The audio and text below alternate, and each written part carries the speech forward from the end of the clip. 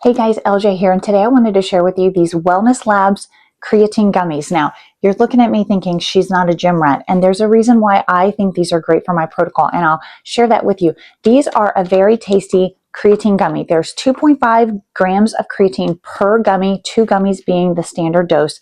And these are super tasty. I did receive these as a gift so that I could try these out and share my thoughts and opinions with you. And these are a new preferred way for me to get creatine. I love this much more than I prefer powders or any of that kind of stuff. I do enough powders and mixes and other things.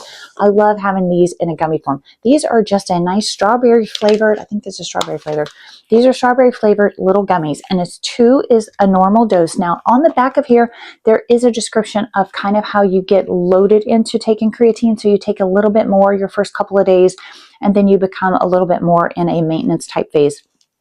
Always ensuring that you're very hydrated, you have lots of water, all of that kind of stuff is very important when taking creatine. Now, again, I'm not a gym rat. I do exercise, I am active, I play sports, but for me, this serves a different purpose.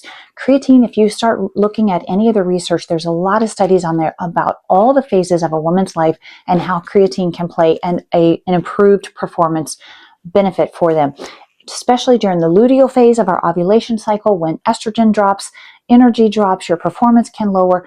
Creatine can serve a purpose in that, but also just I'm in perimenopause phase. It can help with maintaining my muscle balance and my level of lean muscle so that I'm not declining. My strength isn't declining. My metabolism isn't declining as much. I think a lot of times we lose our metabolism as we get older, and it's simply because we lose so much muscle. Our estrogen drops, our muscle tone drops, we stop lifting the heavy things, we stop being as active, and I think that's plays a huge part in why metabolism drops so much for us as we age.